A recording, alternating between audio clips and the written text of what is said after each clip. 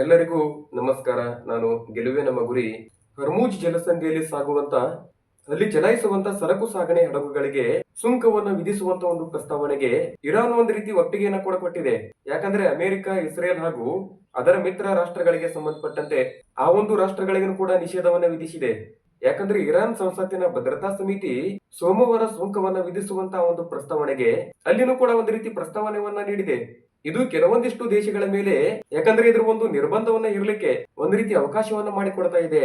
ಯಾಕಂದ್ರೆ ಇಲ್ಲಿ ಏನಾಗಿದೆ ಅಂದ್ರೆ ಇರಾನ್ ಸರ್ಕಾರದ ಅಲ್ಲಿನ ಒಂದು ಮಾಧ್ಯಮದೊಂದಿಗೆ ಅಲ್ಲಿ ಒಂದು ರೀತಿ ವರದಿಯನ್ನ ಮಾಡಿದ್ದಾರೆ. ಆದ್ರೆ ಈ ಒಂದು ಯೋಜನೆಯಲ್ಲಿ ಏನಾಗಿದೆ ಅಂದ್ರೆ ಹರ್ಮೂಜ್ ಜಲಸಂಧಿಯಲ್ಲಿ ಸಾಗುವಂತಹ ಒಂದು ಹಡಗುಗಳಿಗೆ ರಿಯಲ್ ಆಧಾರಿತವಾದ ವ್ಯವಸ್ಥೆಯನ್ನ ಪರಿಚಯ ಮಾಡಿದ್ದಾರೆ. ಇದರಿಂದ ಕಡಲ ಭದ್ರತೆ ಆಗಿರಬಹುದು, ಆನಂತರ ಹಡಗುಗಳ ಸುರಕ್ಷತೆ, ಅಲ್ಲಿನ ಪರಿಸರ ಸಂರಕ್ಷಣೆ ಮತ್ತು ಜಲಸಂಧಿಯ ಮುಖಾಂತರ ಹಡಗುಗಳ ನಿಯಂತ್ರಣವನ್ನ ಮಾಡುವಂತ ಅಲ್ಲಿನ ಹಣಕಾಸಿನ ಸುವ್ಯವಸ್ಥೆಯು ಕೂಡ ಅದಕ್ಕೂ ಒಂದು ರೀತಿ ಒಳ್ಳೆಯ ಪಾತ್ರ ಅಂತಾನೆ ಹೇಳ್ತೀನಿ. ಯಾಕಂದ್ರೆ ಇದು ಇರಾನಿನ ಮಿತ್ರ ರಾಷ್ಟ್ರಗಳಿಗೆ ಅಷ್ಟೇ ಅಲ್ಲದೆ ಎಲ್ಲದಕ್ಕೂ ಅನುಕೂಲವಾಗ್ತದೆ. ಆದ್ರೆ ಸುಂಕ ಸಂಗ್ರಹ ಯೋಜನೆಯಿಂದ ಅಮೆರಿಕ ಮತ್ತು ಇಸ್ರೇಲ್ನ ಹಡಗುಗಳನ್ನ ಹೊರಗಿಡಲಾಗ್ತದ. ಯಾಕಂದ್ರೆ ಇರಾನ್ ಏನಿದೆ ಅಲ್ಲ, ಅದು ಶತ್ರು ರಾಷ್ಟ್ರಗಳಿಗೆ ಹರ್ಮೂಜ್ ಜಲಸಂಧಿಯನ್ನ ನಿಷೇಧ ಮಾಡಿದೆ. ಆದ್ರೆ ಇರಾನಿನ ಈ ಒಂದು ಯೋಜನೆಯು ಹರ್ಮೂಜ್ ಜಲಸಂಧಿ ನಿರ್ವಹಣೆಗೆ ಕಾನೂನಿನ ಒಂದು ಚೌಕಟ್ಟನ್ನ ರೂಪಿಸುವುದರ ಜೊತೆಗೆ ಅಲ್ಲಿರ್ತಕ್ಕಂಥ ಅದರ ಒಂದು ಹಿಡಿತವನ್ನ ಸಾಧಿಸಲಿಕ್ಕೆ ಒಂದು ಒಳ್ಳೆಯ ಒಂದು ಅವಕಾಶವನ್ನ ಮಾಡಿಕೊಟ್ಟಿದೆ. ಯಾಕಂದ್ರೆ ಈ ಒಂದು ಯೋಜನೆ ಬರಬೇಕಾದ್ರೆ ಒಮನ್ ದೇಶವು ಕೂಡ ಒಂದು ಒಳ್ಳೆಯ ಸಹಕಾರವನ್ನ ನೀಡಿದೆ. ಹೇಳ್ಬೇಕಂದ್ರೆ ಇಲ್ಲಿ ಟ್ರಂಪ್ ಏನ್ ಹೇಳಿದಾನಂದ್ರೆ ಮಿತ್ರ ರಾಷ್ಟ್ರಗಳಿಗೆ ನಾನು ನೆರವು ನೀಡಲ್ಲ ಅಂತ ಹೇಳಿದಾನೆ.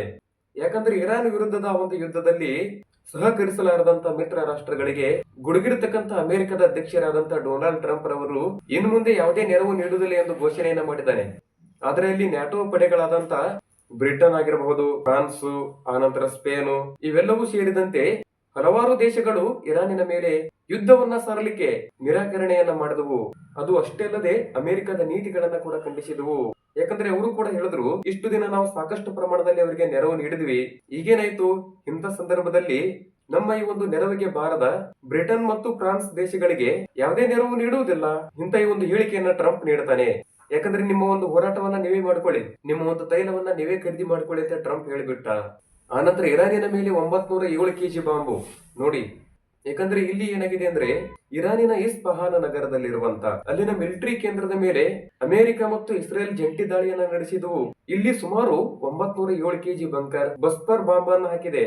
ಆದ್ರೆ ಮಂಗಳವಾರ ದಿನ ಬೆಳಿಗ್ಗೆ ಇಸ್ಫಹಾನ್ ನಗರದಲ್ಲಿ ಒಂದು ಸ್ಫೋಟವನ್ನ ಸಂಭವಿಸಿದೆ. ಆದ್ರೆ ಅಲ್ಲಿನ ಒಂದು ವಿಡಿಯೋವನ್ನ ಅಮೆರಿಕದ ಅಧ್ಯಕ್ಷರಾದಂತ ಡೊನಾಲ್ಡ್ ಟ್ರಂಪ್ ರವರು ಹಂಚಿಕೆ ಮಾಡಿಕೊಂಡಿದ್ದಾರೆ. ಆದ್ರೆ ಭದ್ರ ಮಿಲಿಟರಿ ವಾಯುನೆಲೆಯ ಮೇಲೆ ಅಲ್ಲಿನ ಸಂಗ್ರಹಗಾರದ ಮೇಲೆ ದಾಳಿಯನ್ನಾಗಿದೆ. ಆದ್ರೆ ಇಲ್ಲಿ ಬಾಬ್ ಆಲ್ ಮುಂದೇಬ್ ಜಲಸಂಧಿಯ ಮೇಲೆ ಹೌತಿ ಹಿಡಿತವನ್ನಾಗಿದೆ. ಯಾಕಂದ್ರೆ ಇರಾನಿಗೆ ಒಂದು ರೀತಿ ಬೆಂಬಲವನ್ನ ವ್ಯಕ್ತಪಡಿಸಿರತಕ್ಕಂತ ಇಸ್ರೇಲ್ ಮೇಲೆ ದಾಳಿಯನ್ನ ಮಾಡಿದಂತ ಯಮನ್ ದೇಶದ ಹೌತಿ ಪಡೆಗಳು ಕೂಡ ಈಗ ಮತ್ತೊಂದು ಜಲಸಂಧಿಯ ಮೇಲೆ ಅದರ ಒಂದು ಹಿಡಿತವನ್ನ ಸಾಧಿಸುವುದರ ಮುಖಾಂತರ ಕೆಂಪು ಸಮುದ್ರದ ಮೇಲೆ ಹಡಗು ಸಾಗಾಟಕ್ಕೆ ಅದರ ಒಂದು ನಿರ್ಬಂಧವನ್ನ ವಿಧಿಸುವಂತ ಒಂದು ಸಾಧ್ಯತೆ ಹೆಚ್ಚಿನ ಪ್ರಮಾಣದಲ್ಲಿದೆ. ಯಾಕಂದ್ರೆ ಯಮನ್ ನಲ್ಲಿ ಹಿಡಿತವನ್ನ ಸಾಧಿಸುತ್ತಿರುವಂತ ಈ ಒಂದು ಹೌತಿ ಪಡೆಗಳು ಕೂಡ ಈ ಒಂದು ಬಾಬ್ ಆಲ್ ಮುಂದೇಬ್ ಜಲಸಂಧಿಯನ್ನ ಮುಚ್ಚಲಿಕ್ಕೆ ಹೆಚ್ಚಿನ ಪ್ರಮಾಣದಲ್ಲಿ ಮುಂದಾಗಿದ್ದಾವೆ. ಆದ್ರೆ ಇದರಿಂದ ಅತ್ಯಂತ ಕಿರಿದಾದಂತ ಕೆಂಪು ಜಲಸಂಧಿಯನ್ನ ಮುಚ್ಚಿದ್ರಿಂದ ಜಾಗತಿಕವಾದಂತ ಹೆಚ್ಚಿನ ಪ್ರಮಾಣದಲ್ಲಿ ಒಂದು ಹೊಡೆತವನ್ನ ಬೀಳುವಂತ ಒಂದು ಸಾಧ್ಯತೆ ಇದೆ. ನನ್ನ ಮಾಹಿತಿಯನ್ನ ಇಷ್ಟವಾಗಿದ್ರೆ ಎಲ್ಲರೂ ತಪ್ಪದೆ ಲೈಕ್ ಮಾಡಿ, ನನ್ನ ಚಾನಲ್ಗೆ ಎಲ್ಲರೂ ಬೆಂಬಲವನ್ನ ನೀಡೋದ್ರ ಮುಖಾಂತರ ತಪ್ಪದೆ ಸಬ್ಸ್ಕ್ರೈಬ್ ಅನ್ನ ಮಾಡಿಕೊಳ್ಳಿ. ನಾನು ಮುಂದಿನ ಮಾಹಿತಿಯಲ್ಲಿ ಮತ್ತೆ ಸಿಗ್ತೀನಿ. ಎಲ್ಲರಿಗೂ ಧನ್ಯವಾದ. ಜೈ ಹಿಂದ್, ಜೈ ಭಾರತ, ವಂದೇ ಮಾತರಂ.